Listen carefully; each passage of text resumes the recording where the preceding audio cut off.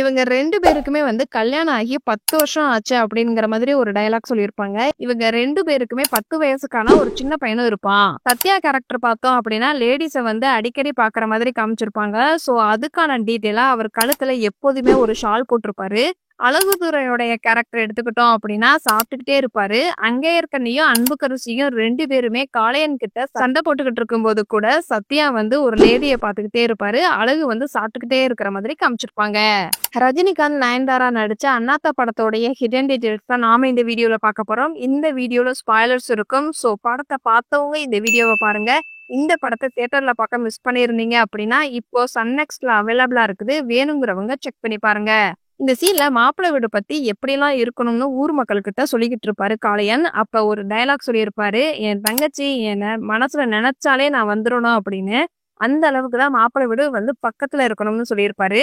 இந்த டயலாக்கை கனெக்ட் பண்ற விதமா தான் தங்க மீனாட்சி வந்து சத்யா கிட்டையும் அழகு கிட்டையும் மாட்டிக்கிட்டு இருக்கும்போது அண்ணேன்னு மனசுல நினைப்பாங்க. உடனே கூப்பிட்டியான காளையன் வந்து கேட்பாரு. அதே மாதிரி கல்கத்தாவுல தங்க மீனாட்சி வந்து ரொம்ப கஷ்டப்படுவாங்க. அப்ப அவங்க ஃப்ரெண்டு என்ன சொல்லுவாங்க அப்படின்னா, உன் அண்ணனை வந்து ஹெல்ப்புக்கு கூப்பிடலாம்ல அப்படின்னு சொல்லியிருப்பாங்க. அப்ப நான் வந்து அண்ணன்லாம் கூப்பிட மாட்டேன், நான் வந்து அண்ணனுடைய மனசை ரொம்ப ஹர்ட் பண்ணிட்டேன், அதனாலதான் நான் இங்க வந்து கஷ்டப்பட்டுக்கிட்டு இருக்கிறேன் அப்படிங்கிற மாதிரி எக்ஸ்பிளைன் பண்ணிட்டு இருப்பாங்க. கல்கத்தாவுல அண்ணனை பத்தி பேசின உடனே தான் காளையன் வந்து கல்கத்தாவுக்கு வந்திருக்கிற மாதிரி காமிச்சிருப்பாங்க.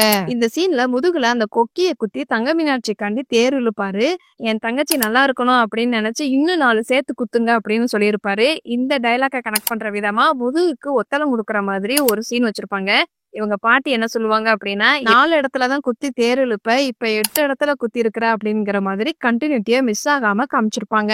பிரகாஷ்ராஜ் வந்து ஒரு கட்டத்துல திருந்திருப்பாரு. அவர் எந்த அளவுக்கு திருந்திருக்கிறாரு அப்படிங்கிறதுக்கான டீட்டெயிலா தங்க மீனாட்சி வந்து ஒரு கட்டத்துல ஓடி போயிருப்பாங்க. தங்க மீனாட்சியை கண்டுபிடிச்சாலும் பரவாயில்ல, நீ கூட்டிட்டு வா, என் தம்பியை நான் கல்யாணம் பண்ண சொல்றேன் அப்படிங்கிற மாதிரி சொல்லுவாரு. சோ அந்த இடத்துல அவர் வந்து கோவப்படாம பக்குவமா முடிவெடுக்கிற மாதிரி காமிச்சிருப்பாங்க. அதே சீன்ல காளையனும் சரி பிரகாஷ்ராஜும் சரி அந்த ஊர்ல பெரியவரா இருப்பாங்க. சோ கல்யாணம் நடக்கல அப்படின்னா 2 குடும்பத்துக்குமே வந்து அசிங்கமா தான் இருக்கும். தங்கச்சி ஓடி போனதுனால காளையன் வந்து பிரகாஷ்ராஜ் கிட்ட கால்ல விழுந்து மன்னிப்பு கேட்கிற மாதிரி காமிச்சிருப்பாங்க. தங்க மீனாட்சியோடைய பிறந்த நாள் அன்னைக்கு 3 பாட்டி வந்து காளையன் கிட்ட வருஷம் வருஷம் பிறந்த நாள் சாப்பாடு மட்டும் போடுற, கல்யாண சாப்பாடு எப்ப போடுவ அப்படிங்கிற மாதிரி கேட்பாங்க. அதுக்கப்புறம் தான் காளையன் வந்து தங்க மீனாட்சிக்கு மாப்பிள்ளையே பார்க்க ஆரம்பிப்பாரு. இந்த சீனை கனெக்ட் பண்ற விதமா தங்க மீனாட்சிக்கு மேரேஜ் பிக்ஸ் ஆயிருக்கும். அப்ப கல்யாண சாங்ல வந்து காளையன் வந்து அந்த பாட்டிக்கு ஸ்பெஷலா பரிமாறுற மாதிரி காமிச்சிருப்பாங்க. இந்த படத்துல மருதாணியை அரைச்ச சாங்ல அழகு வந்து எங்கேயுமே இருக்க மாட்டாரு. சத்யா மட்டும்தான் டான்ஸ் ஆடிக்கிட்டு இருப்பாரு. இதே இது தங்க மீனாட்சி காணாம போனதுக்கு அப்புறம் தான் அழகு அந்த ஃப்ரேம்லயே வருவாரு. தங்க மீனாட்சி வந்து ஒரு கட்டத்துல காணாம போயிருவாங்க. அப்போ ஒரு பொண்ணு வந்து வெடி வெடிக்கும் போது அக்காவை நான் பார்த்தேன் அப்படின்னு சொல்லியிருப்பா. அந்த வெடி எப்ப வெடிச்சிருப்பாங்க அப்படின்னா, அந்த மருதாணி சாங் முடியும் போது வெடி வெடிக்கிற மாதிரி காமிச்சிருப்பாங்க. பட்டம்மா வந்து ஒரு அட்வொகேட் அப்படிங்கறதுனால பர்சனலா போலீஸ் கிட்ட சொல்லி தங்க மீனாட்சியை தேட சொல்லுவாங்க. தங்க மீனாட்சியும் பட்டம்மாளும் கிராமத்துல இருக்கும் போது எந்த ஒரு காம்பினேஷன் சீனுமே இருக்காது. அதே மாதிரி கல்யாணத்துக்கு வந்துகிட்டு இருக்கும் போதே தங்க மீனாட்சி வந்து ஓடி போயிருவாங்க. சோ கல்கத்தாவுல பார்க்கும்போது பட்டம்மாள் வந்து யாருன்னே தெரியாதுங்கிற மாதிரி தான் பழகுவாங்க. அதே மாதிரி பொதுவா எவ்வளவுதான் அண்ணன் கூட க்ளோஸா இருந்தாலுமே ஒரு பையனை லவ் பண்றேன் அப்படின்னு அண்ணங்கிட்ட எல்லாம் துணிஞ்சு சொல்ல முடியாது. சோ ரியாலிட்டியை கனெக்ட் பண்ற விதமா தான் தங்க மீனாட்சி வந்து ஒரு பையனை லவ் பண்றேன்னு சொல்ல முடியாம ஓடி போயிருப்பாங்க. அதே மாதிரி எந்த ஒரு அண்ணனுமே வந்து நான் ஒரு பொண்ணை லவ் பண்றேன் அப்படின்னு அவ்வளவு சீக்கிரம் சொல்ல மாட்டாங்க. அப்படியே சொன்னாலுமே கரெக்டான சிச்சுவேஷன் இருந்தா மட்டும்தான் பசங்களும் சொல்லுவாங்க.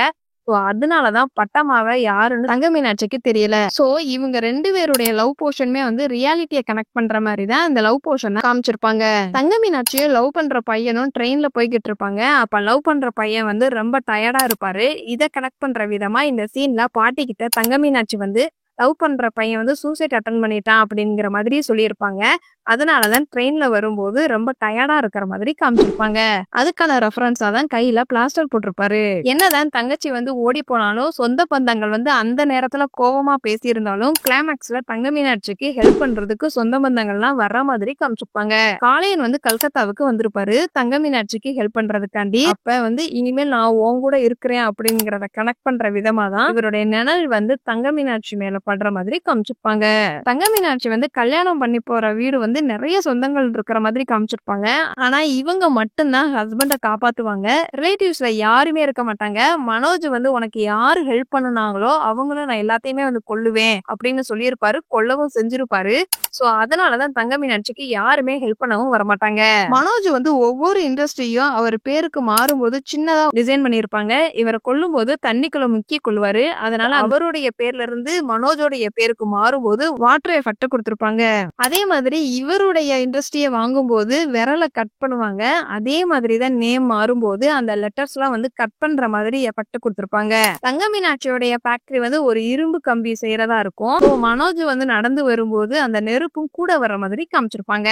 காளையன் வந்து கிராமத்துல இருக்கும்போது தமிழ்நாட்டுல எப்படி நார்மல் வேஷ்டி கட்டுவாங்களோ அந்த ஸ்டைல தான் வேஷ்டி கட்டியிருப்பாரு. இதே இது கல்கத்தாவுல காளையன் வந்ததுக்கு அப்புறமாட்டி அங்க எப்படி வேஷ்டி கட்டுவாங்களோ அந்த மாடல்ல வேஷ்டி கட்டியிருப்பாரு.